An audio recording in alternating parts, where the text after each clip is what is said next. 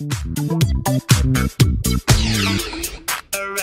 world, around the world, around the world, around the world.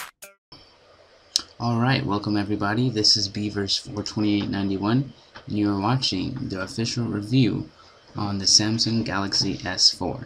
Now these are a few of my impressions of the phone, and we're going to go over some kind of external features, internal features, as far as a size comparison. So stay tuned and you will get all the latest and the greatest. Alright, time to do a little size comparison within the phones. Here we have the S4, the iPhone 4, the S3, the HTC Resound, and my old Motorola Droid 3. So let's just compare the two right off the bat. The S4 and the S3 really, they have the same sort of footprint in size. They can each fit within one another, I guess. So it's not really much of a difference as far as size, but you will get a more squared off edges versus a rounded off edges from the S3. The S4 is a lot thinner.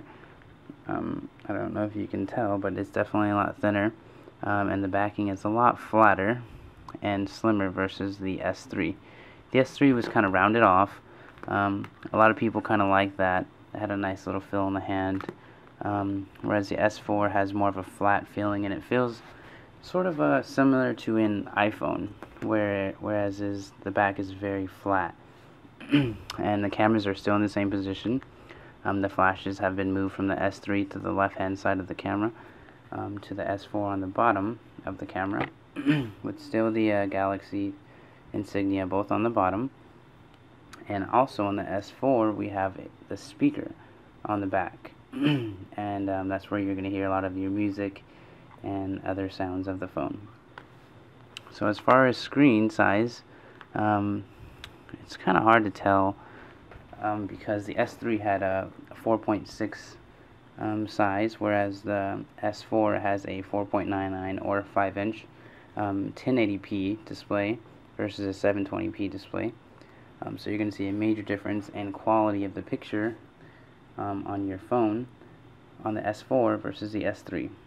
Now the home buttons on the bottom are pretty similar, but the S4 is a little bit more square, or rectangular I should say, versus the S3's more of a kind of a curve shaped on the sides. So your front facing cameras, the S4 has a 2 megapixel front facing camera, whereas the S3, I want to say, I think it was 1.4. So there's a difference in that, and that's a noticeable difference. Now the cameras, the Galaxy S3 camera is an 8 megapixel camera, whereas the Galaxy S4 is a 13 megapixel camera, which is going to be the next standard for most of the cell phones that you will see coming out. And actually not the HTC One, that is a 4 ultra pixel camera, which is a little bit different. Like I said, does better at low light scenarios than the S4 does, but I still believe that megapixels outweigh ultra pixels in regular natural lighting scenarios. Now for those of you that are still iPhone 4 users, here is a size comparison. You can obviously tell there's a significant difference. The iPhone 4 almost fits within the screen of the Samsung Galaxy S4. Now, seeing them on their sides, you can tell that the S4 is significantly thinner than the iPhone 4, and it also is lighter as well. The iPhone 4 has a 4 megapixel camera or 8 megapixels, sorry, versus your 13 megapixels on your Galaxy S4. There's too many 4's in this equation. So on the S4, you're going to see a multitude of seen some size comparisons, and you've kind of gotten an idea of just how big this phone is in comparison to other smartphones out in the market. Let me show you an alternative way to unlock your Samsung Galaxy S4. Okay, so another feature that I thought was actually pretty neat, and I'm thinking it could be useful, was an alternative way to unlock your phone. So instead of swiping your phone, say you're a little busy and your hands are tied, you can easily set a command to unlock your phone. So let me show you. Wake up, Galaxy.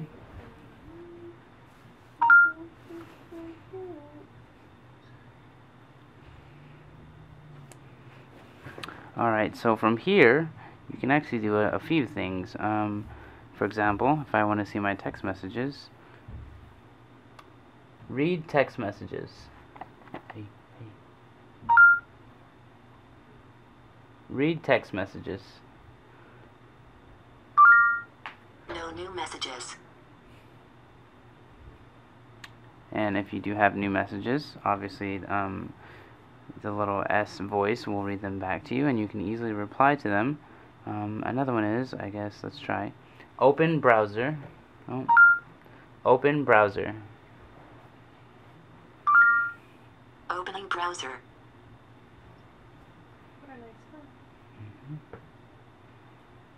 So from here you can just open up your browser, and then say your hands aren't tied anymore, then you can get back to actually looking at your phone.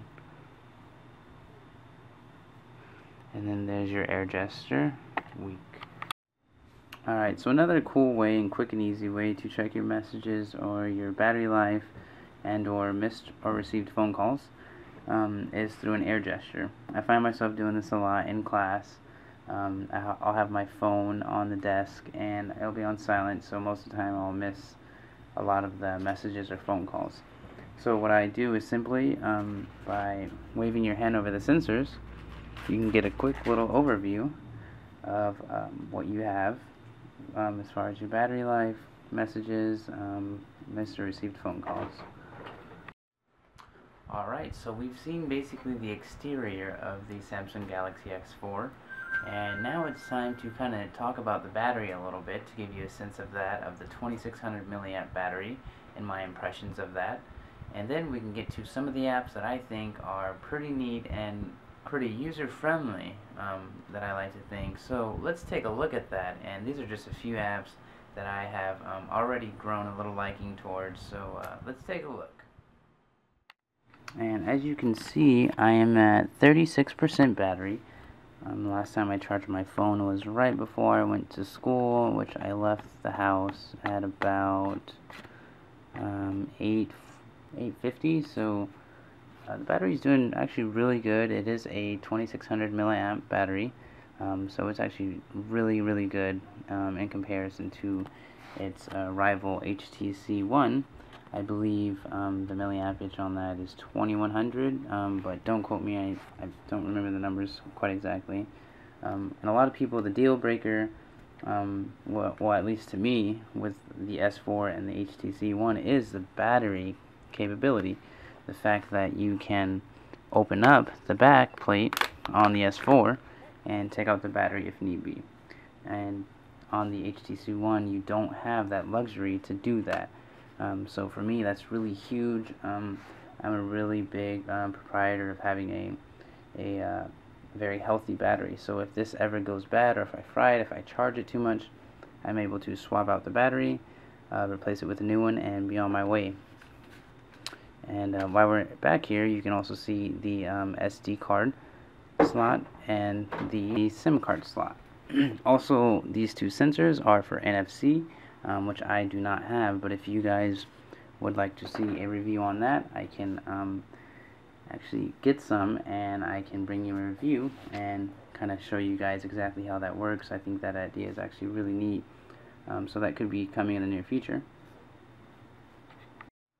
Alright, taking a look at some of the pictures and stills that you can take with this camera.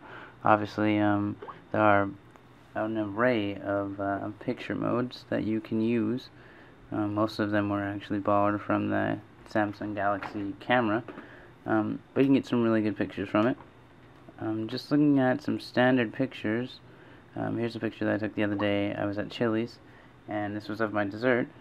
As you can tell, the clarity is actually really good. The 13 megapixel camera does a really good job at picking up a lot of the details, a lot of I think just the display of the Amoled does a really good job at capturing blacks and making them look very, very dark. I don't know that LCD cameras can actually emulate the same sort of black that this camera can pick up. Everything seems very sharp. I was really impressed with this photo that I took inside. So the lighting wasn't necessarily the best, but in a low light scenario I took a picture of this lamp outside.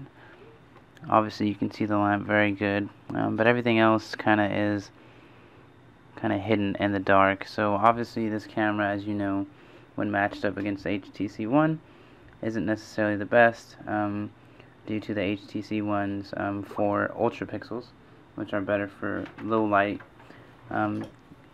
photography, I guess you could say, versus the 13 megapixel camera that the Samsung Galaxy 4 has. Is not necessarily the winner in that realm of photos.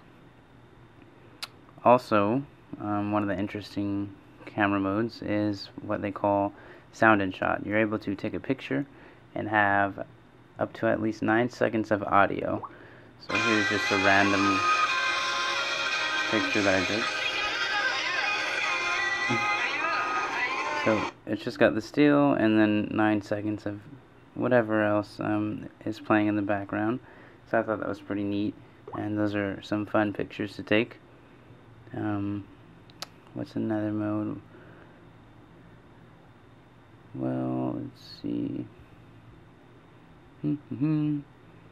Also, there's a slow motion option in the video camera mode. You can take up to 1/2 slow motion, 1/4, and 1/8. So this was at, I believe this is at 1/8 of slow motion. So let's go to that and I'll show you exactly how that looks at 1/8 speed. This is me just in my room kind of jumping up and doing a 360. So it's not necessarily the best quality as far as clarity with this video, but it is really neat that you have that option to be able to slow things down in increments of 1/2, 1/4, and 1/8.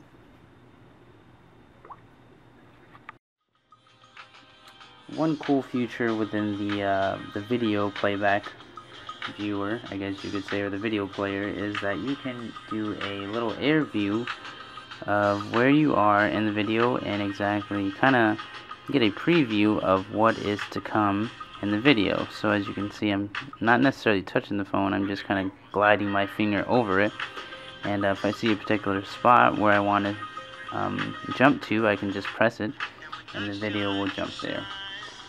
So that is kind of very similar to the Note 2's S Pen, which is a lot of people like that, and I like that you can kind of do that air view, jump to a certain spot in the video, which is pretty neat.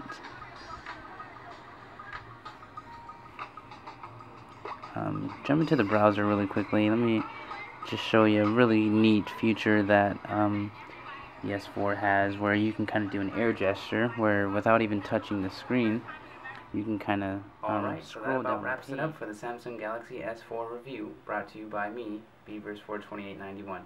If you did like that video, please hit the like button, subscribe if you want to see some more videos, and if I did miss out on anything, let me know, like I said, in the comments below, and I will definitely possibly make another video upon any app that you would like to see, maybe the camera in action, or maybe even S-Health in action, and definitely we will get to that.